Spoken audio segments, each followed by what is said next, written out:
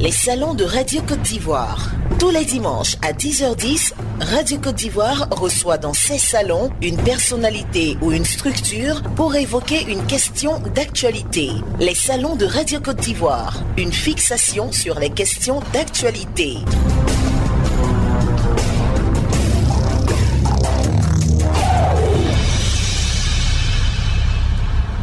On parle de plus en plus de contrefaçon ici et là. Comment endiguer le phénomène? Mesdames, Messieurs, bienvenue dans les salons de Radio Côte d'Ivoire. Les salons de Radio Côte d'Ivoire. Tous les dimanches à 10h10, Radio Côte d'Ivoire reçoit dans ses salons une personnalité ou une structure pour évoquer une question d'actualité. Les salons de Radio Côte d'Ivoire, une fixation sur les questions d'actualité.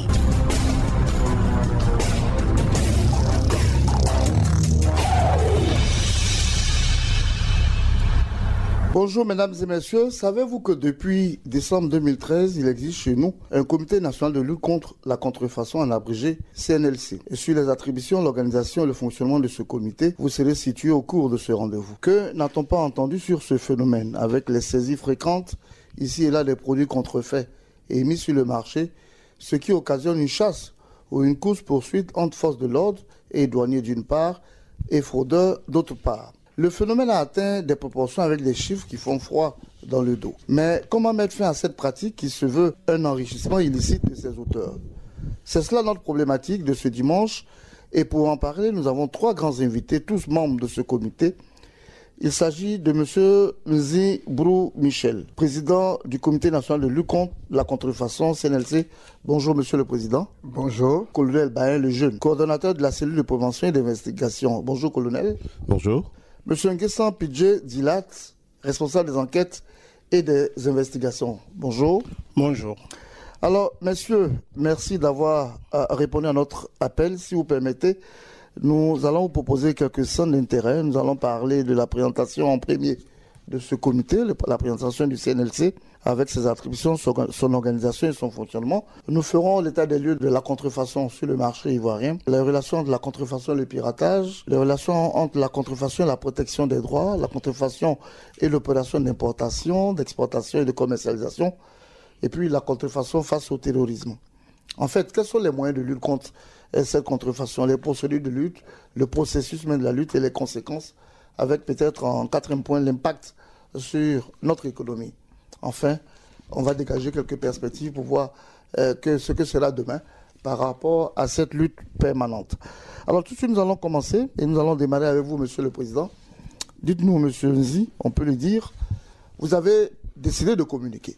Oui, effectivement, je voudrais donc, avant tout propos, je tenais à remercier Monsieur le directeur général de la RTI, Madame la directrice de la radio Côte d'Ivoire, pour l'opportunité qui nous est offerte aujourd'hui de venir parler de ce sujet important qu'est la contrefaçon. Vous l'avez dit en entrée, il s'agit d'un phénomène relativement sérieux et il est bon que nous en parlions, que la population ivoirienne dans son ensemble sache de quoi il s'agit et que cette population participe à la lutte contre ce phénomène grave. Alors, avant de parler du comité, naturellement, il faut expliquer peut-être à l'Ivoirien moyen, c'est quoi la contrefaçon? Bien, la contrefaçon, disons qu'on va tout simplement la ramener à un niveau, comme vous l'avez dit, pour que tout le monde comprenne, c'est la reproduction ou bien, disons, la limitation de marchandises, de biens, d'œuvres, sans en avoir, l'accord du propriétaire de la marque, parce qu'il s'agit de droits. Donc c'est vraiment, on peut même dire que c'est du plagiat, c'est-à-dire on va plagier quelque chose, on va faire croire à la population que c'est authentique, on va le vendre alors qu'il s'agit d'un produit complètement contrefaisant. En gros, on reprend la chose de quelqu'un qui n'est pas vous. Pardon? On reprend la chose de quelqu'un qui n'est pas vous. Exactement. Et on le met sur le marché à des profits. Avec des profits. Et en général, tout ce qui est contrefait est de mauvaise qualité, a des conséquences sur tous les plans. Et c'est un peu ce qui a motivé l'État de Côte d'Ivoire face à l'ampleur du phénomène à mettre en place ce comité national de lutte contre la contrefaçon qui, bien entendu, est à pied d'œuvre depuis on va dire 5 ans. Depuis 2 ans. C'est 2 ans maintenant. Depuis 2 ans, depuis 2015. 2015. Alors, pourquoi seulement 2015? Est-ce que ou bien ça n'existe que depuis cette date-là? Disons que l'histoire de la contrefaçon elle-même. Bon, la contrefaçon est un phénomène qui existe depuis avant 2015. Mais eu égard à l'importance que ça prenait dans notre pays, les autorités ont compris qu'il fallait absolument, combattre ce phénomène qui est un phénomène relativement grave. Lorsqu'on parle de contrefaçon, on pense toujours à des biens, des vêtements, des chaussures, etc. Mais il y a des choses qui sont contrefaites et qui sont nuisibles pour la santé. Quels sont ces domaines-là? Dans le domaine alimentaire, par exemple, tout ce qui est produits alimentaires, tout n'est pas forcément des produits de qualité. Il en est de même, par exemple, pour des boissons qui sont vendues, ce qu'on appelle les boissons fruitées. Eh bien, ce n'est pas de la boisson de qualité. Et le domaine, disons, la contrefaçon impacte tous les domaines de la vie. Tout à l'heure, lorsque le colonel prendra la parole, puisqu'il est l'opérationnel, il va certainement aller dans les détails par rapport à un certain nombre de choses. Ouais, surtout, il va nous dire comment reconnaître un produit contrefait d'un produit vrai et tout ça. Il semble que dans le domaine de la santé, c'est plus grave. Absolument. Absolument, dans le domaine de la santé, c'est même très, très, très, très grave. Mais il n'y a pas que le domaine de la santé. Quand on parle du domaine de la santé, lorsque vous buvez une boisson qui est frelatée, forcément, ça va avoir un impact sur votre santé. Mais les médicaments, c'est vraiment un domaine assez difficile. Et c'est relativement grave, mais il y a le ministère de la Santé qui se charge de ce volet. Bien entendu, on travaille en collaboration avec eux, mais c'est vraiment très, très, très, très, très, très sérieux. Alors, le combat du ministère de la Santé, justement, c'est les médicaments de la rue. Le ministère combat les médicaments de la rue. Est-ce que tout ce qui est de la rue est contrefait? Bon, disons qu'on ne va pas rentrer avec votre permission dans ce domaine parce qu'ils ont des règles. Nous, au niveau du comité, nous savons que les médicaments doivent rentrer en Côte d'Ivoire. Il y a un circuit normal. Pour nous, tout ce qui n'est pas dans ce circuit normal est considéré comme du faux médicament. Alors, parlons maintenant du comité lui-même. C'est quoi ses attributions? Alors, le comité national de lutte contre la contrefaçon, comme je le disais tantôt, a 2 organes. Il y a la cellule, ce qu'on appelle le CO, qui est le conseil d'orientation, et il y a la cellule de prévention et d'investigation. Le conseil d'orientation est composé d'un certain nombre de ministères. Il y est représenté la Confédération générale des entreprises de Côte d'Ivoire. Donc c'est un peu un genre partenariat public-privé pour attaquer le phénomène. Et il y a la cellule de prévention et d'investigation qui est coordonnée par le colonel Bain, qui est en quelque sorte le bras, exécutif du Comité national de lutte contre la contrefaçon, et qui est donc sur le terrain et qui est en rapport avec, toutes les personnes qui estiment que leurs droits sont lésés. On reviendra sur l'organisation et le fonctionnement avec vous tout à l'heure, mais je vais me tourner vers le colonel Bain le jeune. Vous l'avez dit, il est coordinateur de la cellule de prévention et d'investigation. Quel est l'état de lieu aujourd'hui, colonel? Merci. Je voudrais, avant de continuer, saluer tous nos mamans qui nous écoutent. Et qui ont fêté aujourd'hui. Qui vont fêter aujourd'hui. Je rappelle que c'est la fête des mères ce dimanche. Ce dimanche, et tout en espérant qu'elles recevront des cadeaux authentiques et non des cadeaux contrefaisants. Pourquoi pas? Bien, l'état des lieux. Aujourd'hui, en Côte d'Ivoire, partout dans la rue, dans les marchés, vous constatez qu'il y a beaucoup de marchandises contrefaisantes qui sont vendues en Côte d'Ivoire. Il nous est impossible de vous donner un chiffre précis parce que nous avons essayé de mener des études. Les études ne sont pas encore terminées. Mais vous constaterez qu'il y a beaucoup de produits contrefaisants qui sont sur le marché, que ce soit des produits industriels, que ce soit des œuvres littéraires artistiques, des œuvres musicales, notamment les CD et tout ça, qui sont vendus dans la rue, partout, librement, alors que les gens n'ont pas le droit de le faire. Donc aujourd'hui, nous constatons que les industriels de Côte d'Ivoire des personnes qui ont eu confiance en la Côte d'Ivoire pour venir installer des usines dans ce pays-là se retrouvent confrontés à des produits d'imitation, dans leurs produits qui sont imités, et qui font une concurrence déloyale à ces produits-là, et qui en souffrent. Et donc aujourd'hui, en Côte d'Ivoire, vous avez constaté aussi que les musiciens, tous les artistes aujourd'hui souffrent de ce phénomène parce que les pirates, il suffit qu'aujourd'hui un CD sorte et le lendemain vous avez la copie sur le marché. Vous-même au niveau de la RTI, pour votre émission par exemple, Bonjour telle année, alors que vous n'avez même pas encore diffusé le CD officiel, les gens ont déjà tout ça sur le marché, sans compter les enregistrements illicites, les logiciels illicites que les gens vendent même à l'administration. Parce que les logiciels, par exemple, sont couverts par le droit d'auteur. Et donc, ce que je dis, c'est l'état de lieu que nous faisons, c'est les constats que nous faisons sur le marché. Et si vous avez constaté, monsieur, c'est que aujourd'hui, vous avez des marchés même qui sont spécialisés dans du faux. Vous allez à Roxy aujourd'hui, c'est des faux médicaments. Bon, ils ont changé de nom, mais bon, non, c'est des faux médicaments. Vous allez, par exemple, à Trècheville, ce sont des fausses pièces détachées automobiles. Et les gens même ne s'en cachent même pas. Ils vous proposent souvent le vrai, enfin, ce qu'ils appellent le vrai et le faux. Vous allez, par exemple, à Abobo, en face de la mairie d'Abobo, c'est les CD que les gens vendent. Donc, il y a des endroits aujourd'hui, vous allez à Djamé, tout le long du boulevard Nangu Brouga, ce sont des pagnes. Donc, vraiment, comme le président l'a dit, c'est tous les secteurs d'activité aujourd'hui qui sont atteints par la contrefaçon. Et malheureusement, la Côte d'Ivoire n'y échappe pas. Alors, on va dire, à vous entendre, le marché est inondé, le marché est envahi par ces produits contrefaits, ce qui vous donne naturellement du pain sur la planche, vous, comité. Oui, absolument, le comité a du pain sur la planche. Et lorsque nous voyons l'ampleur de la tâche, évidemment, bon, nous nous demandons souvent, mais est-ce que nous pourrons ? Mais à cœur vaillant, rien n'est possible. Vous arrivez d'être impuissant face à tout ça ? Oui, il faut le reconnaître. Face à certaines choses, j'avoue que nous sommes impuissants. Nous sommes impuissants parce que, bon, on va en revenir, on va en parler tout à l'heure, parce que lutter contre la contrefaçon égale, c'est l'équation est simple, hein, lutter contre la contrefaçon égale beaucoup de moyens.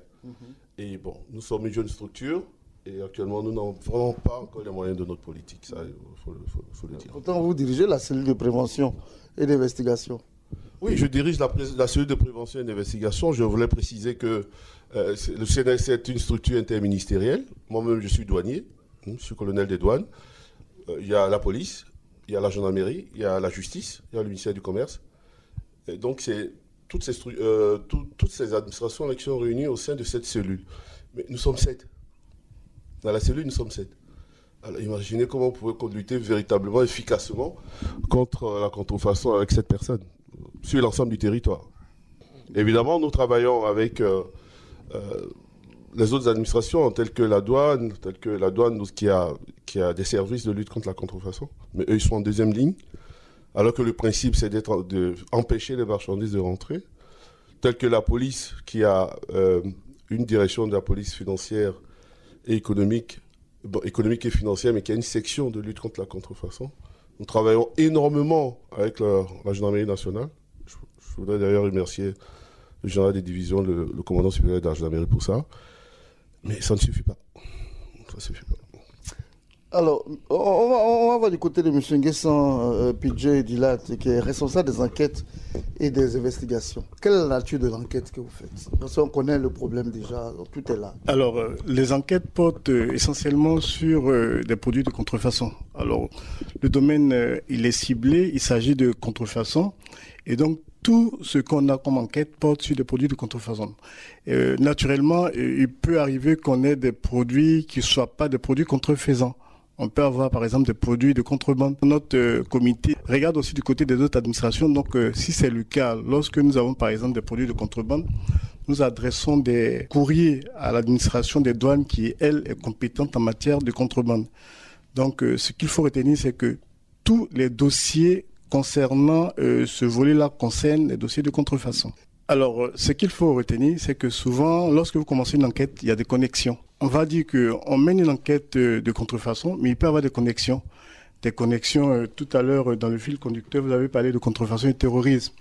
Alors, à partir du moment où on constate une connexion, parce que l'enquête doit pouvoir permettre de connaître l'origine des marchandises contrefaisantes, de connaître le portefeuille de ceux qui acheminent ces marchandises. Donc, ça nous permet de rentrer en contact avec un certain nombre de structures. Il y a la CENTIF que nous contactons souvent. Il y a l'UCT, l'unité de lutte contre la criminalité transnationale que nous contactons également. Il y a les services classiques de police et de gendarmerie que nous contactons, à savoir la police criminelle, la police économique. Donc, au départ, ça peut être une enquête liée à la contrefaçon, mais avec l'évolution, l'enquête peut s'avérer large. On peut l'ouvrir à d'autres domaines. Alors, collègue, que faites-vous au quotidien? Je veux bien comprendre. Qu'est-ce que nous faisons au quotidien? Je voulais dire déjà que la contrefaçon est un délit. C'est un délit qui est prévu et réprimé par le code pénal. Selon les cas, lorsqu'il s'agit par exemple de produits industriels, ou bien lorsqu'il s'agit de médicaments, là, il y a une nouvelle loi qui a été votée récemment, en 2017, concernant les faux médicaments. Ensuite, lorsqu'il s'agit d'une atteinte au droit d'auteur, il y a la loi sur les droits d'auteur qui a une partie répressive, donc qui condamne. Donc la contrefaçon, c'est un délit. Il faut que les gens comprennent ça. Vendre des produits contrefaisants, le fait de vendre des produits contrefaisants peut vous entraîner en prison. Donc tout ce que nous faisons au quotidien, ça me permet de vous expliquer un peu notre mode opératoire. Le principe, c'est que les produits, selon la loi en tout cas, que les produits contrefaisants ne rentrent pas sur le territoire national. Et lorsque vous lisez la loi, c'est ça le principe. Donc lorsque par exemple un industriel constate qu'il y a des produits contrefaisants sur le marché, si la marchandise est encore dans le conteneur, par exemple, il a des soupçons, si la marchandise est dans le conteneur, il peut saisir l'administration des douanes à l'effet de saisir ces marchandises-là. Et il a 10 jours pour aller au tribunal et faire ouvrir le conteneur, etc., pour voir si le produit est contrefaisant ou pas. Ça, cela concerne les marchandises qui sont à l'entrée. Maintenant, lorsque les marchandises dépassent le cordon douanier, qui sont sur le marché, et qu'un titulaire de droit constate que la marchandise est sur le marché, il doit nous saisir par écrit. Et en ce moment-là, il nous envoie les échantillons des produits incriminés et lui-même ses propres échantillons. Mais pour ce faire, il faut que l'enregistrement de sa marque soit à jour. C'est-à-dire que la marque, par exemple, est enregistrée. On vous donne un certificat d'enregistrement à l'OAPI qui a 10 ans d'existence. Donc, s'il doit nous saisir, il faut que ce délai-là ne soit pas passé. D'accord? Donc, l'enregistrement est à jour. Et nous analysons son dossier. En ce moment-là, qu'est-ce que nous faisons? Nous menons nos enquêtes, nos investigations avec le commissaire Puget. Et lorsque nous localisons la marchandise quelque part, nous allons la saisir, cette marchandise. Mais cette saisie est une saisie conservatoire. Parce qu'il faut que les auditeurs sachent que la saisie contrefaçon est prononcée par le juge. Seul le juge peut dire que tel ou tel produit est contrefaisant. Donc du coup, tous nos dossiers se terminent toujours au tribunal. Voilà. Ou bien, la loi aussi nous permet de nous autosaisir. Lorsque, par exemple, pour ce qui concerne les faux médicaments, nous devons nous autosaisir si nous constatons effectivement qu'il y a des produits contrefaçons sur le marché, tels que les CD et autres. Je vais revenir au président, parlant de l'organisation un peu de ce comité national de lutte contre la contrefaçon. Est-ce que vous avez le sentiment que depuis que ce comité existe, cette présence, disons, a fait l'ardeur des auteurs des contrefaçons? Bon, disons que il s'agit d'une structure qui est jeune. C'est d'ailleurs la raison pour laquelle je ne cesserai de vous dire merci de nous donner l'occasion de nous présenter à la population. La lutte contre la contrefaçon ne sera pas la chose du seul comité national de lutte contre la contrefaçon. La population doit nous aider à la protéger. En quoi faisons? Eh bien, si la population observe qu'il y a des produits de contrefaçon sur le marché, qui peuvent avoir des conséquences relativement graves, notamment, je disais tantôt, je reviens toujours à ça, lorsque vous avez des alcools frélatés qui sont vendus dans les maquis et qui, après, ont une conséquence inimaginable sur la santé des gens, mais si quelqu'un sait ça, elle doit pouvoir nous saisir pour que nous puissions donc nous mener des enquêtes. Depuis quelque temps, on a observé des pathologies graves. Je parle des insuffisances rénales, la multiplication des cancers, vraiment des pathologies relativement graves. On a l'impression que c'est de nouvelles maladies. Alors mais voilà, et justement, ces maladies sont provoquées par quoi? Parce que nous consommons. Ce n'est pas que des médicaments, c'est des boissons, c'est même de la nourriture, c'est beaucoup de choses qui font que nous arrivons à ces situations relativement graves. Donc, la population elle-même, elle doit se protéger. Quand elle prend des produits, c'est vrai, c'est moins cher. Ok, c'est moins cher, mais la conséquence, c'est qu'après, à l'hôpital, c'est encore beaucoup plus cher. Donc, nous voulons inviter toute la population ivoirienne à nous aider à la protéger. L'objectif de l'État, c'est ça, c'est protéger la population. Comment vous saisissez, colonel? On nous saisit par écrit. La saisine, c'est fait par écrit ou bien par mail. Mais le mieux, c'est que le titulaire de droit, qui est donc victime de la contrefaçon, se présente à nos bureaux. Parce que, évidemment, nous ne connaissons pas tous les produits authentiques. Donc, il lui appartient de nous décrire ces produits et de nous donner la différence qu'il y a entre son produit et le produit contrefaisant. Nous avons notre siège à la Riviera Golf Les Elias. Nous sommes au 22 49 58 00 ou au 22 49 58 03. Et notre mail, c'est le contact@cnlc-ci.info. Monsieur Nguessan Pijet-Dilat, on a dit commissaire, elles sont des enquêtes et des investigations que vous êtes. Ça doit être difficile, vous êtes 7. Que peut faire cette personne au sein d'un tel comité? Alors, pour rappel, il faut dire que c'est vrai que nous sommes 7, mais antérieurement, nous étions dans des services classiques. Moi, je suis un ancien de la police économique et donc tout le temps, j'étais dans une section qui s'occupait essentiellement de contrefaçon. Alors, le colonel, quand il présentait la situation, a dit que nous étions 7. Mais dans nos tests, nous sommes amenés à travailler avec les autres administrations. Nous pouvons travailler avec la police, avec la gendarmerie, avec l'administration du commerce, etc. Et donc, pour le travail, c'est vrai qu'on a besoin d'une cellule, une brigade particulière en notre sein. Mais aujourd'hui, ce qu'on fait, il a remercié tout à l'heure le général de brigade de gendarmerie, le général de division, autant pour moi.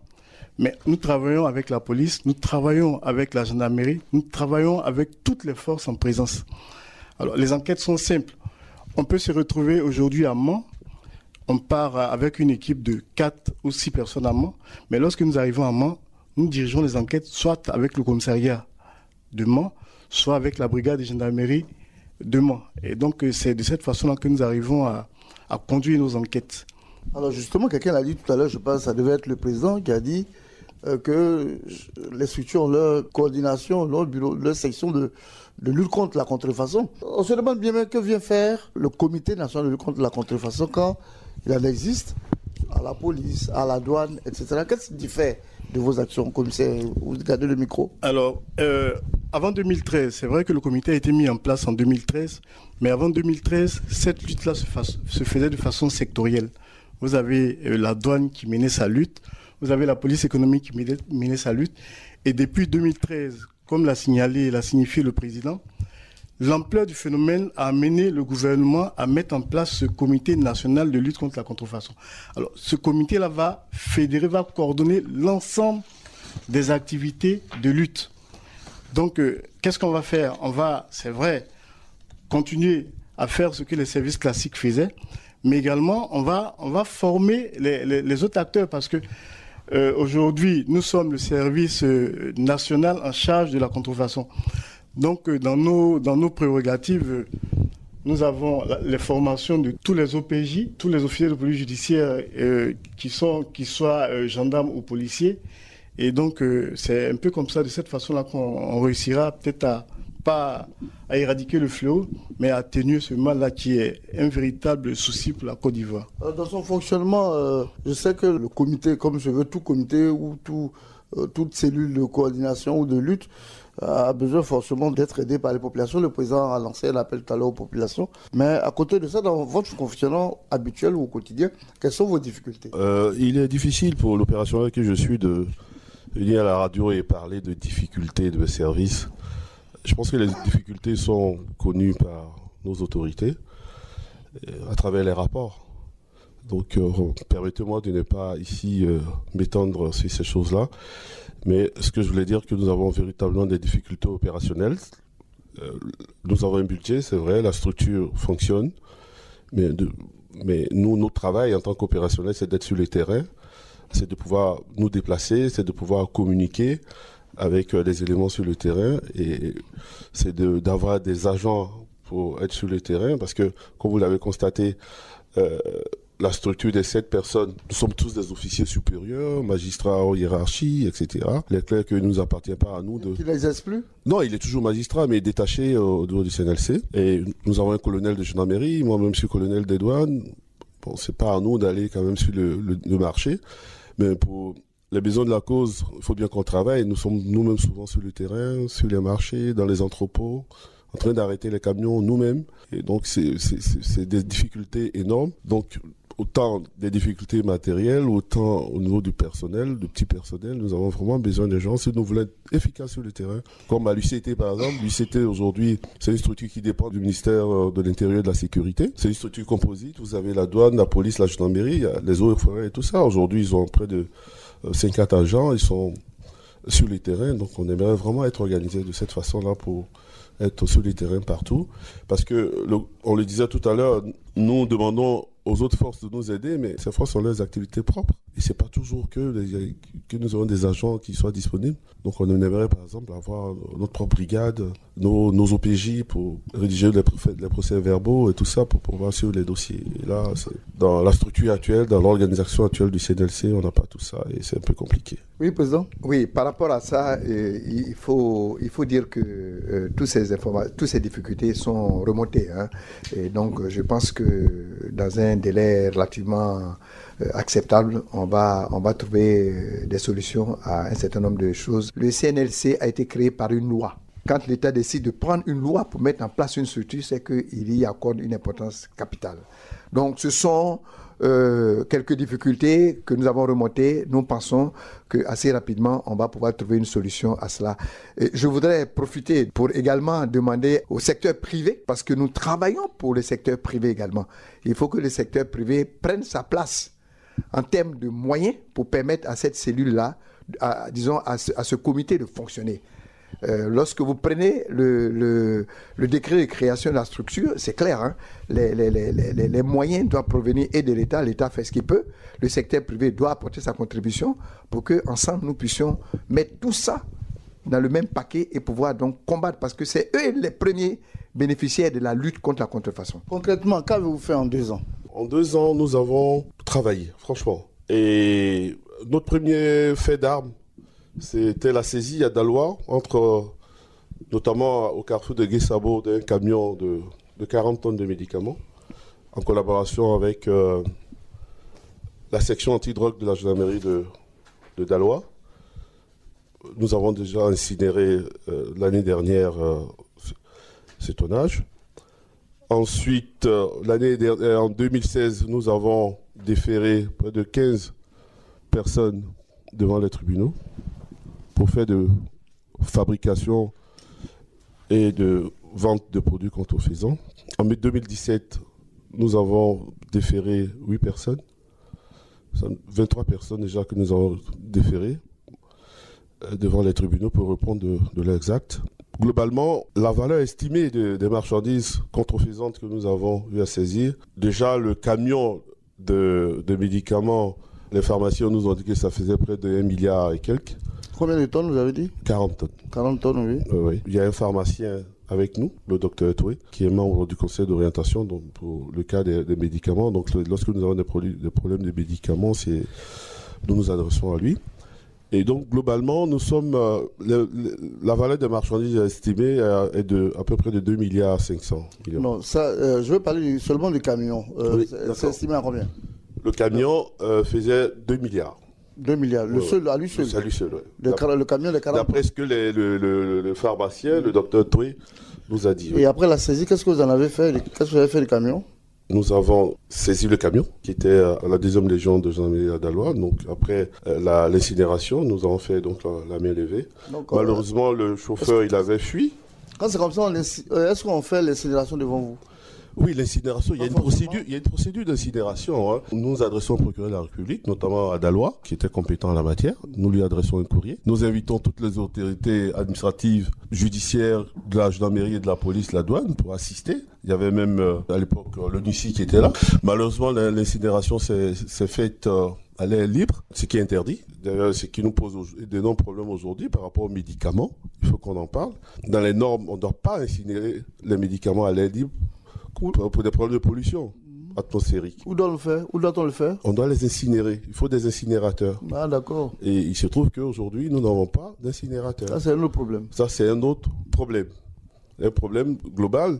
Et que la plateforme de lutte contre les faux médicaments qui a été mise en place, aujourd'hui, est en train de lutter, justement, pour que nous puissions avoir un incinérateur. Alors, un camion de 40 tonnes, valeur 2 milliards. Alors, ça m'amène à poser la question suivante. Il n'y a pas de tentation. Est-ce que les membres du comité national de lutte contre la contrefaçon prêtent serment? Oui, la loi nous oblige à prêter serment. Je suis douanier. Avant d'exercer mes fonctions de douanier, la première des choses, c'était de prêter serment devant le tribunal d'Abidjan. C'est ce que j'ai fait. Nous sommes tous assermentés, des agents assermentés. Donc, les tentations par rapport à la corruption, c'est ce que vous voulez dire.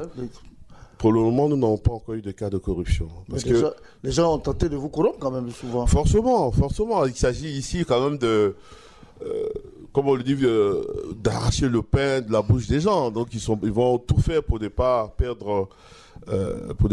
C'est de l'argent, parce que c'est de l'argent qu'ils perdent. Donc forcément, il y a des cas où les gens nous approchent et tout ça, mais là, lorsque tu as prêté serment, vous savez, je vais vous inviter un jour, bien inviter la population, on va faire une journée porte ouverte, pour venir nous voir, et vous allez voir ce que nous avons saisi là-bas, des boissons, etc., des spiritueux que les gens boivent dans les bars, dans les boîtes de nuit, je ne dirais pas de nom de boisson, mais quand vous voyez ça, c'est ahurissant. Vous voyez des fils électriques, de conducteurs électriques, alors que la norme, c'est de fabriquer ces produits-là avec du cuivre. Les gens vous fabriquent ça avec du fer. Et chose grave, emballé dans du plastique, estampillé telle société, parce que la société a une certaine notoriété sur le terrain. Imaginez du fil de fer avec des conducteurs électriques en fer. Mais c'est des incendies qui s'entraînent. Donc j'aimerais un jour inviter la population à venir voir ce que nous faisons. Les gens vont se rendre compte que la situation est extrêmement grave. On va aller pas à pas dans les détails, après ce que vous avez dit avec M. Nguessan. Oui. Le président l'a effleuré en début de mission, mais la contrefaçon souvent nous ramène au piratage. La contrefaçon nous ramène au piratage, c'est vrai. Quand on parle de contrefaçon, piratage, ces deux-là font partie d'un grand ensemble qui est l'atteinte à la propriété intellectuelle. Donc, dans ce grand ensemble-là, il y a la partie propriété industrielle et puis il y a la partie droit d'auteur. Donc, au niveau des droits d'auteur, vous avez un auteur qui a une œuvre, un artiste qui va sortir une œuvre. Toutes les fois que le président avait parlé de plagiat, toutes les fois qu'un délinquant, on va le dire, va plagier l'œuvre de cet artiste-là, en ce moment-là, on parlera de piratage. Mais sinon, le piratage et la contrefaçon font partie de ce grand ensemble-là qu'on appelle l'atteinte à la propriété intellectuelle. C'est pour cela que dans nos tests, vous verrez la loi de 2013 relative à la lutte contre la contrefaçon, vous verrez une loi de 2016 relative aux droits d'auteur et aux droits voisins. Toujours concernant la propriété intellectuelle, il y a le code de douane qu'on applique. Et puis, naturellement, il y a le code pénal de 81 qui a été révisé plusieurs fois, qu'on applique aussi dans le cadre de toutes les actions de lutte contre la contrefaçon. Alors, le collègue a parlé des médicaments, la saisie notamment de Guy Sabo. Oui. Dans ce domaine précis, qu'avez-vous fait? Les actions qui ont été menées essentiellement, comme tout à l'heure le colonel le disait, à Abobo. Parce que ce qu'il faut savoir, c'est qu'aujourd'hui, les pirates, ils sont très ingénieux. Ils n'iront pas, par exemple, rester dans un studio comme le studio dans lequel nous sommes. Vous allez à Bobo, dans des cours communes, où ils ont un certain nombre de matériel de production. Alors aujourd'hui, le constat qu'on fait, c'est que les NTIC ont vraiment ont catalysé ce phénomène de contrefaçon. Parce qu'avec du matériel très performant, on arrive à dupliquer des centaines et des centaines de CD. À Bobo, le colonel était de cette opération. Plusieurs personnes ont été interpellées et mises à la disposition du parquet. Donc, concernant tout ce qui est piraterie, c'est ce que je peux dire. Peut-être que le colonel va ajouter. Oui, il va ajouter naturellement, en nous précisant si ces maisons, ces cours communes, vous avez observé, vous avez noté, tout ont été détruites. Alors, vous me demandez si on a détruit les cours communes. Ça me ramène un peu à ce qui s'est passé en France lors de la fête du 14 juillet, où quelqu'un est parti louer un camion et qui est arrivé au niveau de la promenade des Anglais pour tuer un certain nombre de personnes. Le propriétaire de cette maison-là peut ignorer toutes les activités de son locataire. Donc on ne peut pas, par exemple, interpeller un délinquant qui est locataire et puis détruire une maison. Mais détruire au moins tout ce qu'il avait dans la maison. Oui, mais les supports, tous les supports de production ont été saisis et détruits. Je voulais préciser que tous les supports ont été saisis et nous avons arrêté 4 personnes que nous avons mis à la disposition du parquet. Et ces personnes-là, il y a eu 3 personnes qui ont été condamnées à 3 mois de prison ferme. Et bon, évidemment, il y a une personne qui a été relaxée. On va aller dans le domaine des vêtements ou d'autres choses, marchandises diverses. Quand on observe que des articles importés ne sont pas les vrais, mais qui sont sur le territoire, déjà entrés sur le territoire, la faute est à qui? Monsieur Guessan? Alors, je dirais la faute est à tout le monde. Sauf moi. Je dirais la faute est à tout le monde. Parce qu'aujourd'hui, lorsque vous vous rendez sur un marché, le commerçant vous dit ceci. Monsieur, vous voulez acheter tel vêtement? Il y a premier choix et il y a deuxième choix. Vous parlez terre à terre. Donc déjà, le consommateur qui va vers le commerçant, c'est qu'en optant pour le deuxième choix, il opte pour quelque chose qui n'est pas bon. Et on le fait aussi bien avec les vêtements, aussi bien avec les supports CD, avec les parfums, etc., etc. Donc aujourd'hui, la société même, la population même est complice. Alors, ce qu'il faut faire aujourd'hui, c'est d'éduquer en profondeur toute la population qui est peut-être qui est complice de ce phénomène. Je voudrais ajouter, avec votre permission, que les vêtements, là, actuellement, vous portez un vêtement, une marque, que je ne vais pas citer, bien évidemment. Je ne peux pas savoir si cette marque-là, si le polo que vous portez est un polo authentique de la marque. Non, je vous rassure, il n'y a pas de problème. Bon, d'accord. De toute façon, je ne vais pas vous inquiéter pour ça. Mais je veux dire qu'il appartient, parce que ces marques ont des propriétaires. Ces propriétaires ont des droits. Et c'est cette marque-là qui leur donne des droits.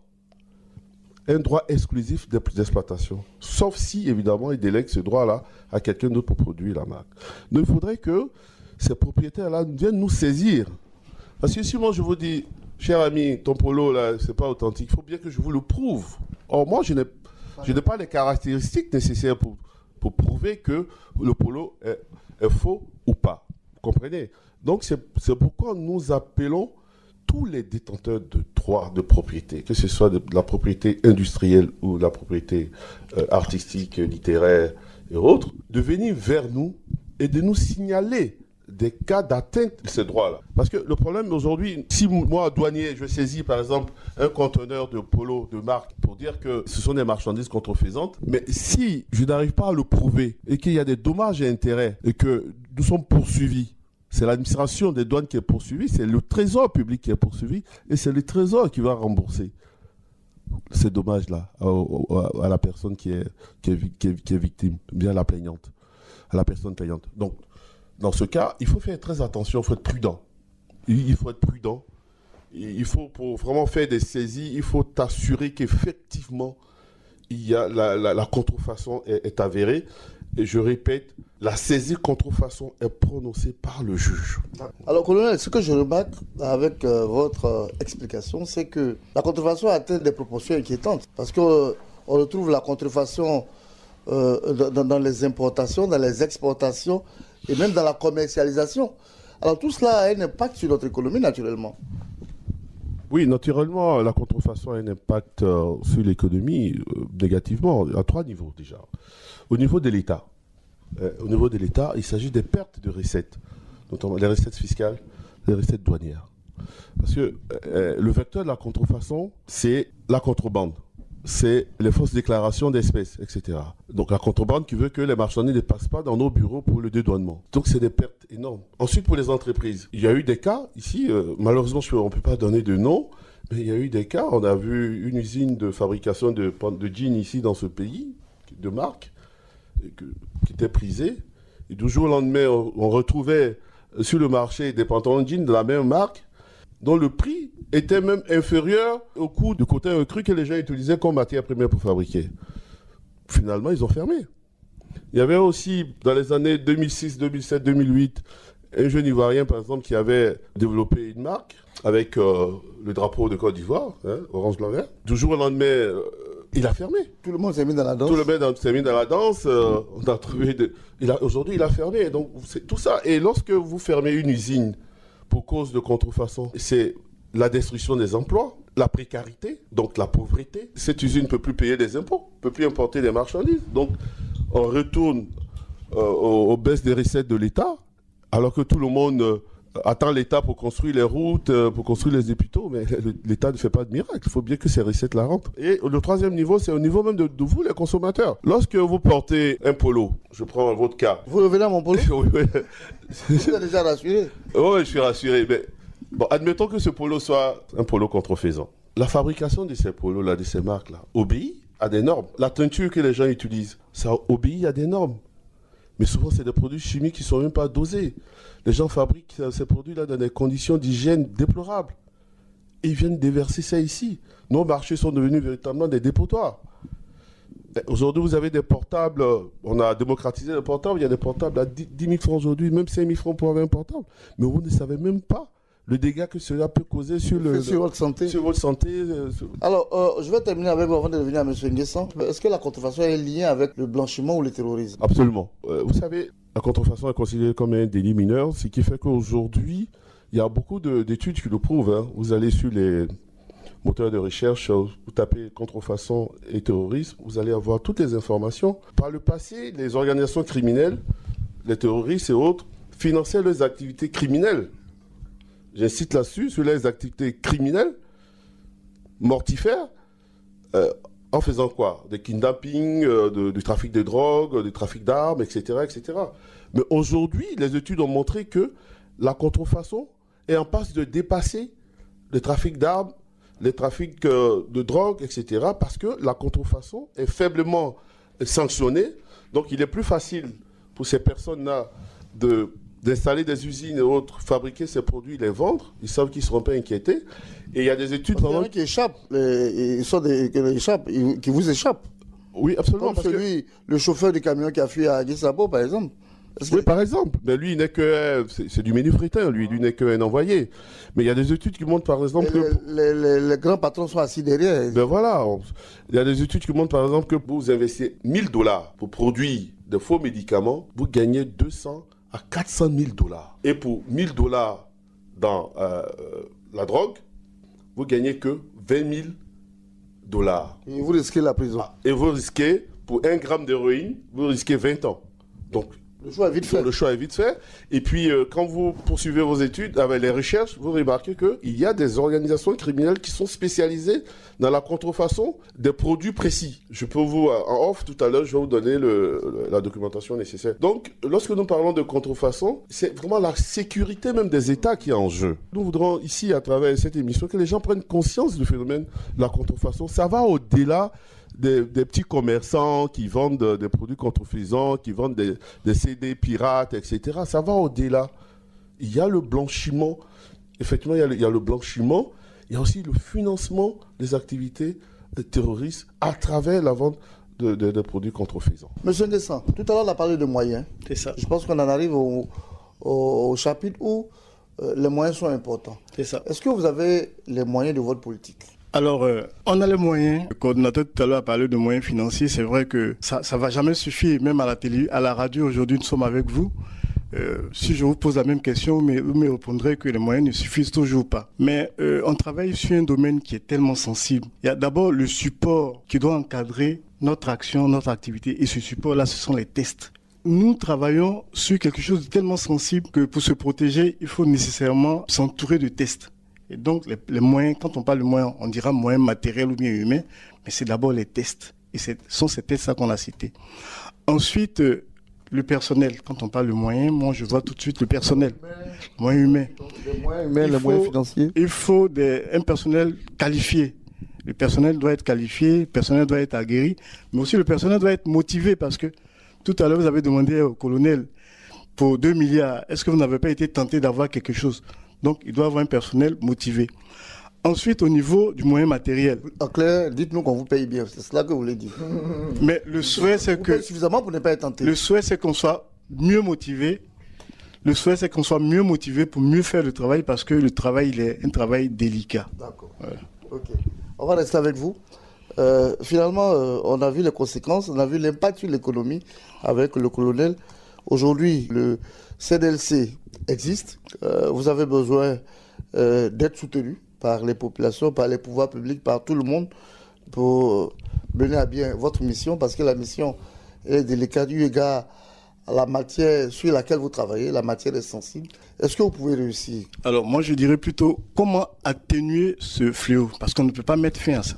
D'accord. Comment atténuer ce fléau? Comment comptez-vous l'atténuer? Alors pour atténuer ce fléau, le principe il est simple. Aujourd'hui on a parlé dans le processus de lutte, il y a 3 acteurs. Il y a l'État qui a sa part des responsabilités, il y a les entreprises qui doivent nous soutenir, mais il y a surtout la population. La population doit donner l'information.